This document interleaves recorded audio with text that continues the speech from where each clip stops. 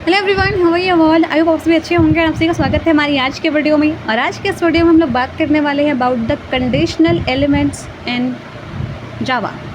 अब आपको ये वर्ड सुनते ही पहले माइंड में कुछ चीज़ें रिकॉल हो रही होंगी कि कंडीशनल स्टेटमेंट्स या एलिमेंट्स, इससे मतलब क्या होगा? मतलब समथिंग रिलेटेड टू कंडीशंस, कि जैसे कुछ एक कंडीशन होगी जो अगर पॉसिबल हुई तो एग्जीक्यूट हो जाएगी, अगर वो कंडीशन ट्रू नहीं हुई उस केस में तो उसके अलावा दूसरी कंडीशन एग्जीक्यूट हो जाएगी।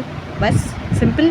तो यस, ऐसा ही तो है इसमें कि हमें कुछ कंडीशनल स्टेटमेंट्स के बारे में पढ़ना है। और सबसे पहला हमारा स्टेटमेंट है इफ़ एल्स, कि आपने इफ़ में एक कंडीशन लिखी और उसके बाद अगर वो कंडीशन नहीं है तो फिर एल्स वाली एग्जीक्यूट हो जाएगी। इसको एक और रियल लाइफ एग्जांपल से कनेक्ट करके देखते हैं कि अगर आपने अच्छे से प्रिपरेशन की, अपने एग्ज़ाम की, तो आप अच्छे नंबरों से पास हो जाएंगे।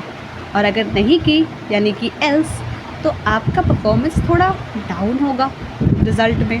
बस यही होगा इफ़ एल्स, अगर आप इसको एक रियल लाइफ एग्जांपल से कनेक्ट करके देखें तो। नेक्स्ट है आपका एल्स एफ। एल्स एफ, अब आप सोचेंगे कि अभी तो हमने पढ़ा इफ़ एल्स कि अगर इफ़ वाली कंडीशन ट्रू हुई तो उसमें जो भी हमें स्टेटमेंट प्रिंट करानी है वो एग्जीक्यूट हो जाएंगी, अगर वो नहीं हुई तो उसके जगह पर एल्स वाली हो जाएगी। कोई ना कोई दोनों में से एक तो होगा ना। और अब जस्ट उसका अपोजिट पढ़ रहे हैं। अपोजिट इन द सेंस कि पहले इफ़ पहले लिखा हुआ था और एल्स बाद में था, अब एल्स पहले लिखा हुआ है, इफ़ बाद में है। तो सिंपल, इसका मतलब भी तो वही होगा, सेम आगे वाला, कि पहले इस बार हम लोग एल्स वाले स्टेटमेंट को चेक करेंगे। अगर वो सही हुआ तो उसके अंदर जितने भी स्टेटमेंट होंगे वो एग्जीक्यूट हो जाएंगे। और अगर वो आपका जो यूज़र इनपुट दिया है आपको डेटा के फॉर्म में, वो उससे मैच नहीं कर रहा होगा तो फिर एफ़ वाला एग्जीक्यूट हो जाएगा। Something related to that, but इतना इस सेंस में नहीं। कुछ कुछ चीज़ें मैच ज़रूर हो रही हैं आपकी थिंकिंग से। तो कॉन्ग्रेचुलेशंस कि आप सही डायरेक्शन पर चल रहे हैं, लॉजिकली सोच रहे हैं। तो सबसे पहले हम एल्स इफ़ लिखेंगे साथ में, और उसके अंदर एक कंडीशन होगी और आपको यूज़र से इनपुट लेना होगा। इनपुट कैसे लेते हैं वो हमने लास्ट वीडियो में देखा है कि आपने यूज़र से कुछ भी इनपुट लिया हुआ है और वो इनपुट डेटा मैच करके देखेंगे एल्स इफ़ वाले स्टेटमेंट से। एल्स इफ़ यहाँ पर साथ में लिखा हुआ है। याद करिए, पिछला जो हमने पहला कंडीशनल स्टेटमेंट पढ़ा वहाँ वो दोनों अलग अलग लिखे हुए थे, एक साथ नहीं थे। यहाँ पर आप इसको एक साथ लिखेंगे तो सबसे पहले उसकी कंडीशन चेक करेंगे। अगर मैच हो रही होगी तो उसके अंदर जो भी स्टेटमेंट होंगे वो एग्जीक्यूट हो जाएंगे।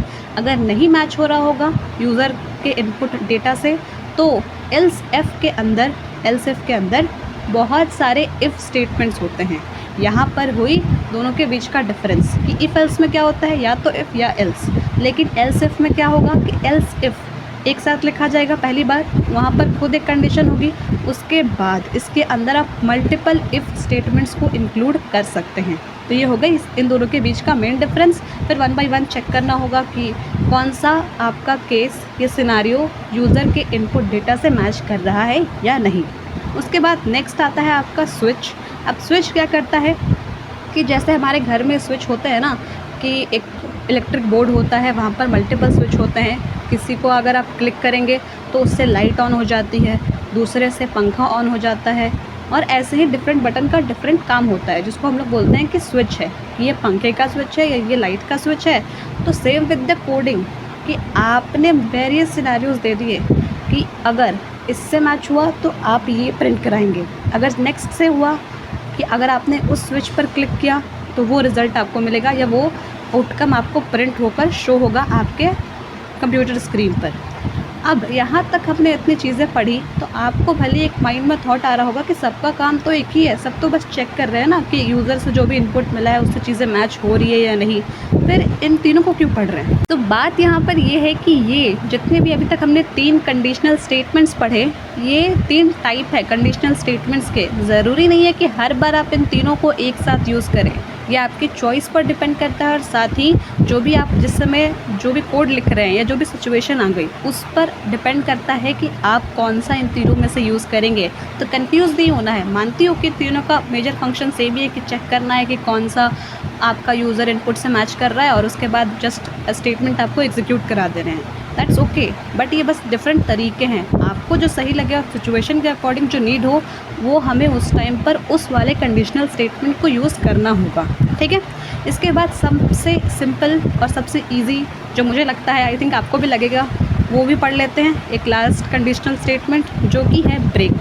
अब ब्रेक सुनते ही ये वर्ड आपके माइंड में भी कुछ ना कुछ लॉजिक ज़रूर आया होगा कि यानी कि कुछ रुक जाना। ब्रेक मतलब क्या? रुक जाना ही ना।